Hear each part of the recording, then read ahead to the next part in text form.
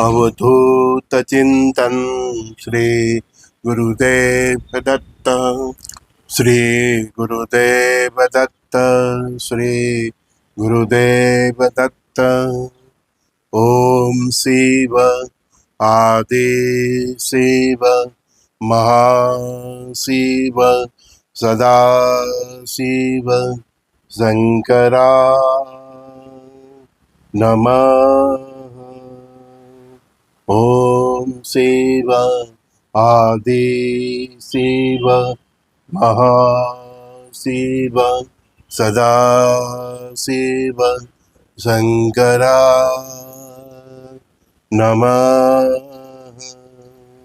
ओम शिव आदि शिव महाशिव सदा शिव शंकरा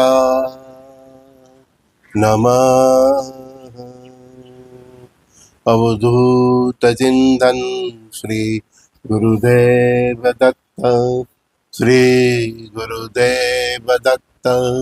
श्री गुरुदेव दत्त। हवा निर्मल है, ये जल भी निर्मल है, ये अग्नि भी निर्मल है, ये जमीन ये धरा भी निर्मल है, ये आकाश ये गगन भी निर्मल है। ये पंच तत्वों से बना हुआ हमारा शरीर भी निर्मल है, उसमें रह रहे हमारी आत्मा भी निर्मल है। तो जो गंदगी फैल रही है समाज में, वो कहाँ से फैल रही है? वो हमारे विचारों से, हमारे आचरण से, हमारे कर्मों से, हमारे व्यवहार से फैल रही है। अदरवाइज हवा भी निर्मल है, जल भी निर्मल है, अग्नि भी निर्मल है, ये ये धरा भी निर्मल है, ये आकाश भी निर्मल है, और ये पंच तत्वों के से बना शरीर में, नवग्रहों के आवरण से बना ये शरीर में रह रहे आत्मा भी निर्मल।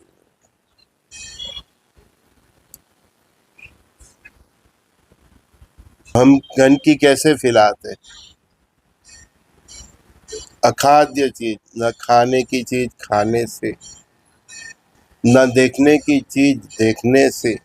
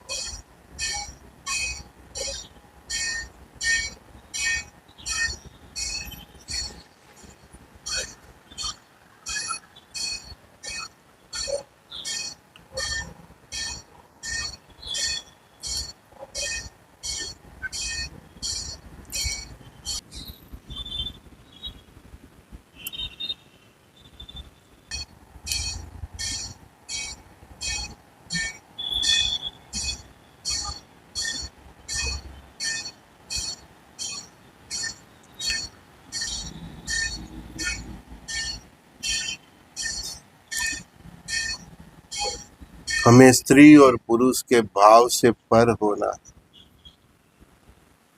हमें धर्म और जाति के भेदभाव से मुक्त होना, हमें अपनी खुद की पहचान करनी है कि हम कौन हैं, कहाँ से आए हैं और क्यों आए हैं, क्या करके जाना है, क्या यहाँ छोड़ के जाना है। हमारी खुद की पहचान क्या है? हम मनुष्य हैं। मनुष्य के भीतर रहे एक आत्मा है। हमारा धर्म क्या है? मानवता, इंसानियत। इस ब्रह्मांड का जो परम सत्य है वही हमारा धर्म है। इसीलिए गुरु महाराज ने कहा कि ब्रह्म सत्य जगत मिथ्या, लेकिन हम जो मिथ्या चीज है उसी को अपनाते हैं। ब्रह्मांड का जो परम सत्य है उससे दूर हो जाते हैं। इसीलिए हम अपनी आत्मा की पहचान से भी दूर होते हैं। हम खुद को पहचानने आए, खुद को ये कसौटियों में ढाल के उससे उगरने आए।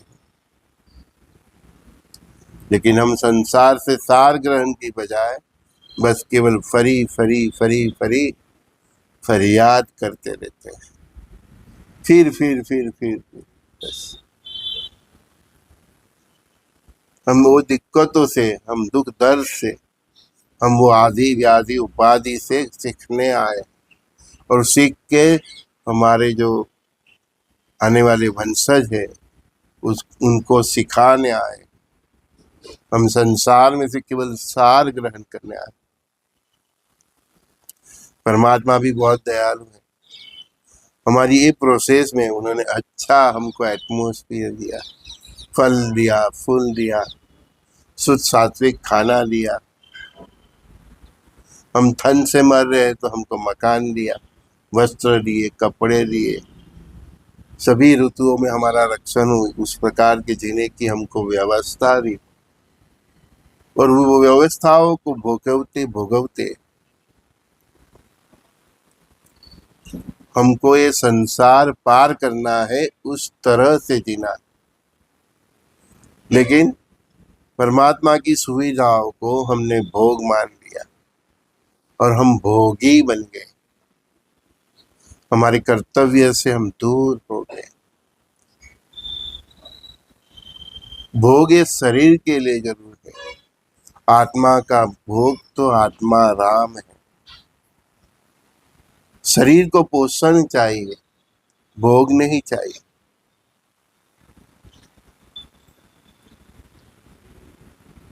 शरीर टिका तो सब कुछ टिक जाता है। शरीर एक साधन है, उसमें रह के ही आत्मा अपने कर्म कर सकते हैं। कर्म भी कई प्रकार के होते हैं। मन से किए हुए कर्म, तन से किए हुए कर्म, धन से किए हुए कर्म। हम मन से बहुत कुछ सोचते हैं लेकिन कर नहीं पाते। हम आत्मा से भी बहुत कुछ सोचते हैं लेकिन कर नहीं पाते। तो इसीलिए परमात्मा ने हमें ये मनुष्य देह दिया। मनुष्य देह में भी एक उच्च अवस्था ऐसी प्राप्त हम कर सकते हैं कि मन से सोचते हैं वो कर्म हो जाता है। आत्मा में अभाव आता है, वो कर्म हो जाता है। हमें उस अवस्था तक पहुंचना है कि हम फिर देह से पर रह के भी ये समष्टि के लिए, ये सृष्टि के लिए, ब्रह्मांड के लिए कर्म कर सकते हैं। हमारे संकल्प मात्र से कर्म हो सकता है। हमें वो लेवल तक पहुंचना है। हमें पाप का स्रोत और हमें पापियों से दूर रहना है, लेकिन उनको बदलने की कोशिश भी करना है। ये संसार हमारा ही है, ये ब्रह्मांड पूरा हमारा ही है, क्योंकि हम ही परमपिता परमात्मा के अंश हैं। हम ब्रह्मास्मि हम बोलते तो है, लेकिन ब्रह्म की तरह हमारा आचरण नहीं होता। तो उस लेवल तक पहुंचना है हमें कि मन के विचार मात्र से, संकल्प मात्र से, आत्मा में आ रही निष्ठा मात्र से, पवित्र भाव मात्र से वो कर्म धरा पे हो जाए।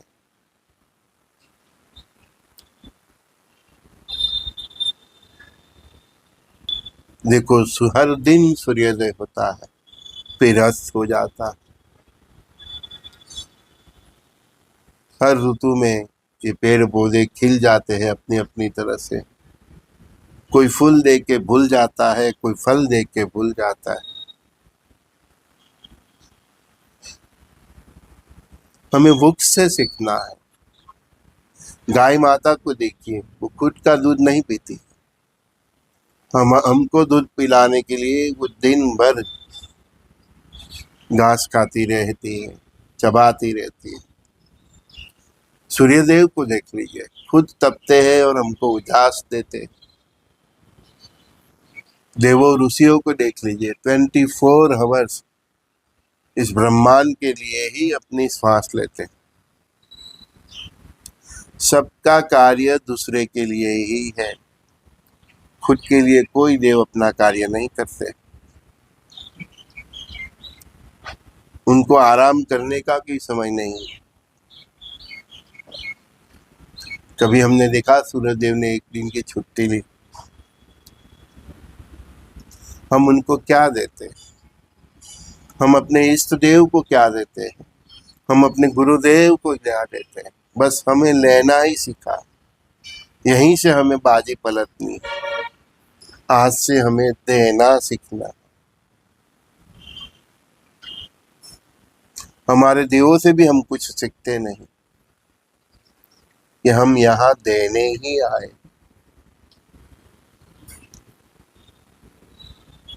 ये शरीर भी हमारा साथ छोड़ देता है। हम देखते हैं हमारे कई रिश्तेदार मित्रों की हम मौत देखते हैं। किसी को हम जला देते हैं, किसी को हम दफना देते हैं, किसी को लटका देते हैं। हम ये भी देखते हैं कि वो बंदा जीवन में जो भी कुछ किया, उसकी वो केवल सुगंध और दुर्गंध फैला के गया। जो भी बंदा गुजर गया वो अपने जीवन से इस संसार में, ये ब्रह्मांड में केवल सुगंध या तो दुर्गंध फैला के गया, कुछ लेके नहीं गया। हम देखते हैं कि वो कैसे जीवन जिया, इसकी हम नोंद करते हैं, लेकिन हम बदलने की कोशिश नहीं करते हैं। समझ के भी नहीं समझते, फिर हम बोलते हैं कि माया है। अगर तुम माया में इतने लिप्त होते तो तुमको ये समझन ही नहीं आती। हम सत्संग सुनते हैं, कथाओं में जाते हैं, अच्छे अच्छे गुरुओं की, ऋषियों की, शास्त्रियों की हम मधुर मधुर वाणी सुनते हैं। सुन के भी हम उसके ऊपर चलने की कोशिश नहीं करते, और फिर बोलते रहते हैं प्रभु तेरी माया। माया तो हमको समझ लिया, फिर भी हम उसका चोला उतार नहीं पाते, वो हमारी दिक्कत है।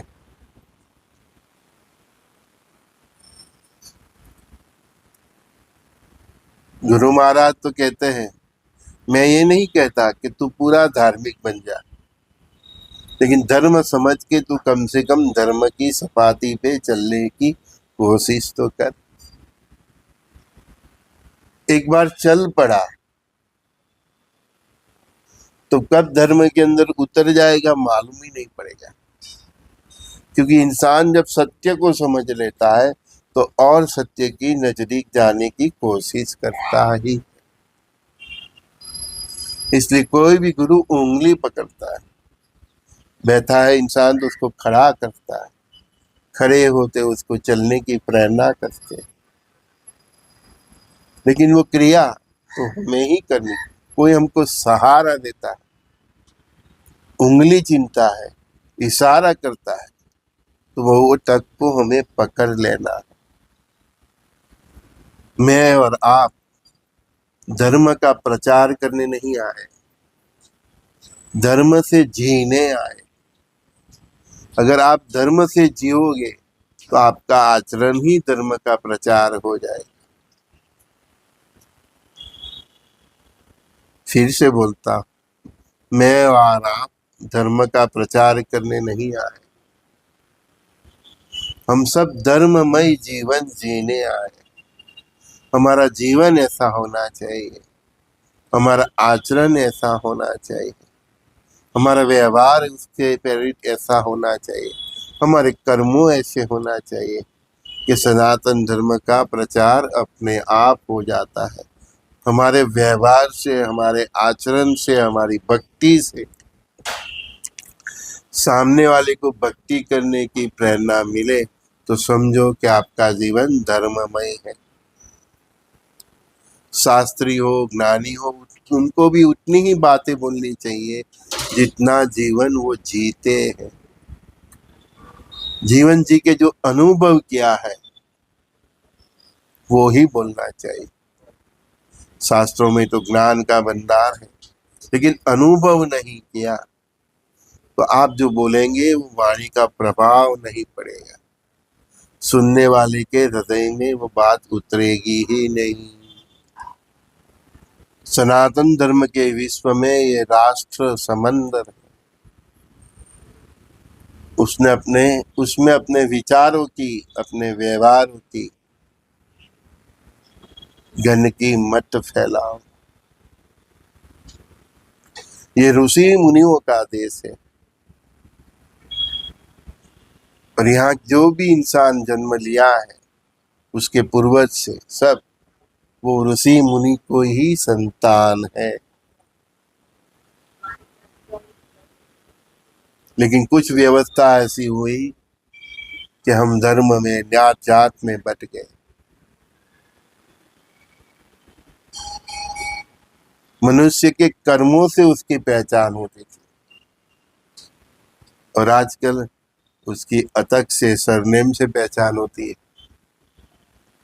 हमको भी मिलने आते, पूछते सर आपकी जात क्या है, और मैं ये जात का।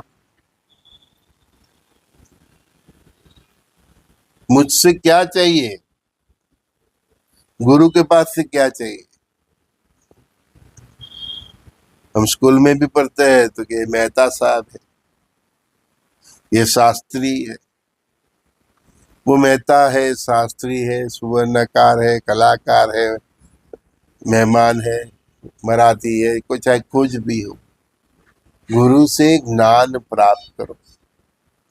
वो कौन है उससे क्या मतलब, ज्ञान कहीं से भी मिले और वो अनुभव सिद्ध व्यक्ति हो, वो इस प्रकार से जीता हो, तो उससे जरूर ग्रहण करना चाहिए। भगवान दत्तात्रेय ने, उनके पास जो शिष्य आते थे, ऋषि मुनियों सब आते थे, तो इसीलिए उन्होंने 24 प्रकार के अलग अलग उदाहरण दिए।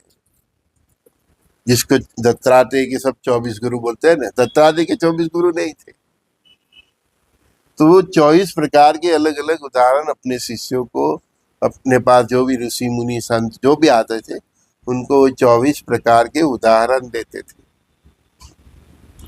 कि इनमें से क्या क्या सीखा जाए। तो ये वो 24 बातें सीखनी जरूरी है। हम सब अर्थ का अनर्थ करते हैं।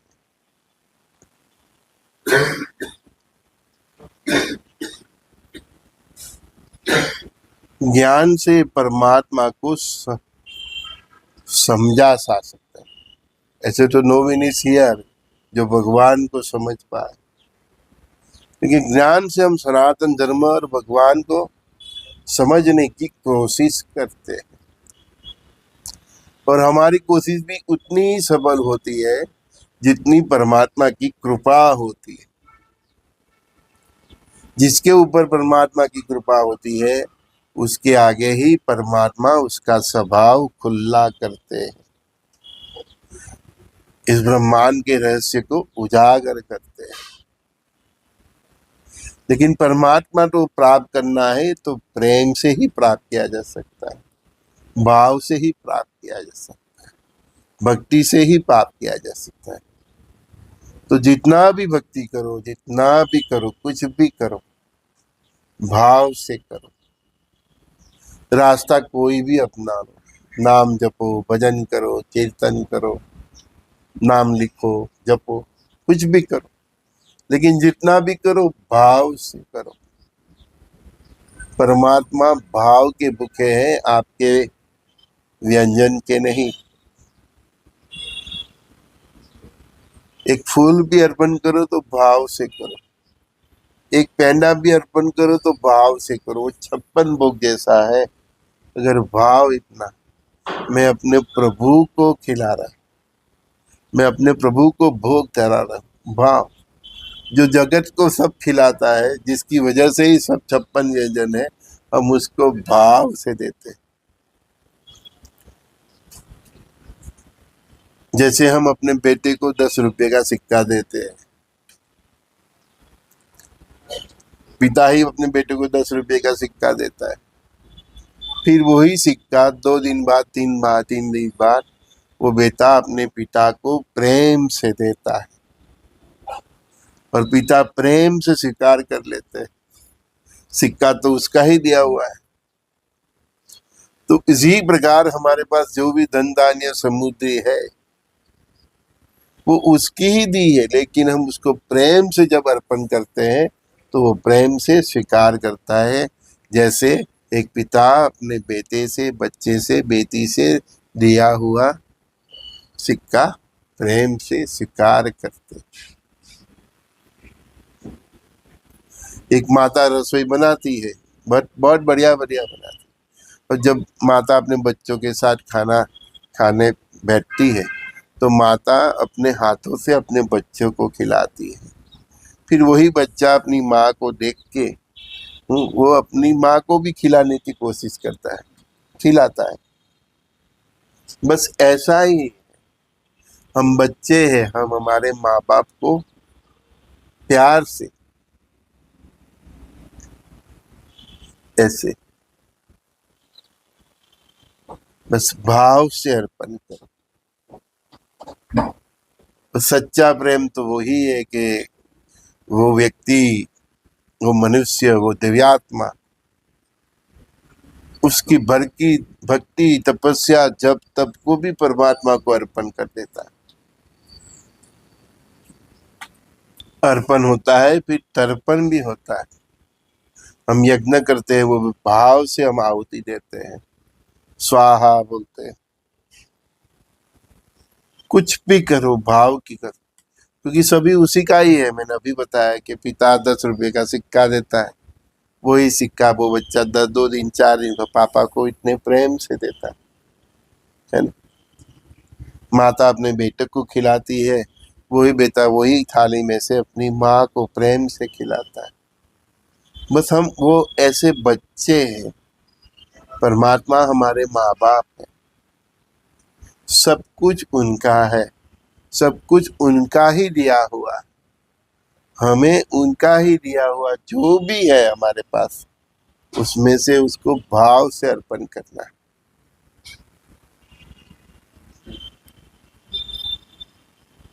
कृष्णं वंदे जगत गुरु। मैं क्या हूँ मुझको भुला दे, तेरा हूँ तुझको अर्पण। मैं क्या हूँ मुझको भुला दे, मैं तेरा हूँ तुझको अर्पण। मैं तेरा हूँ तुझको अर्पण। श्वासे श्वासे नाम स्मरण दे, मैं तेरा हूँ तुझको अर्पण। मैं तेरा हूँ तुझको अर्पण। श्वासे श्वासे नाम स्मरण दे, मैं तेरा हूँ तुझको अर्पण। मैं तेरा हूँ तुझको अर्पण। दत्त तू ही सत्य, तू ही राम, तू ही कृष्ण। दत्त तू ही सत्य, तू ही राम, तू ही कृष्ण। मैं तेरा हूँ तुझ में समर्पण। मैं तेरा हूँ तुझ में शरण। श्वासे श्वास में नाम स्मरण दे मैं तेरा हूँ, तुझको अर्पण मैं तेरा हूँ, तुझको अर्पण। अंतर्यामी अविनाशी है राम, श्री राम जय राम जय जय राम। अंतर्यामी अविनाशी है राम, श्री राम जय राम जय जय राम। मैं तेरा हूँ, तुझको अर्पण मैं तेरा हूँ, तुझको अर्पण। भावे बजो हूँ गुरुदेव तुमने मैं तेरा हूँ, तुझको अर्पण मैं तेरा हूँ, तुझको अर्पण। श्वासे श्वासे नाम स्मरण दे मैं तेरा हूँ, तुझको अर्पण मैं तेरा हूँ, तुझको अर्पण। अंतर्यामी अविनाशी राम मैं तेरा हूँ, तुझको अर्पण मैं तेरा हूँ, तुझको अर्पण। अंतर्यामी अविनाशी है राम मैं तेरा हूँ, तुझको अर्पण मैं तेरा हूँ, तुझको अर्पण। अवधूत चिंतन श्री गुरुदेव दत्त, श्री गुरुदेव दत्त, श्री गुरुदेव दत्त। अगर वो बास बास होता है ना, वो भीतर से खाली होता है, बस बास की तरह खाली रहो, अंदर से एकदम खाली, तो फिर वही बास में छिद्र पार के परमात्मा जो सुर निकाले वो सुर निकालने दो। बस आप बास की तरह भीतर से एकदम खाली हो जाओ, मन से हृदय से, कोई मैल नहीं, कोई कुछ नहीं, एकदम निर्मल हो जाओ। फिर देखो परमात्मा आपके हृदय मन से भी कैसे सुर निकालते, देखो, अनुभव करो। ओके, गुरुदेव दत्त।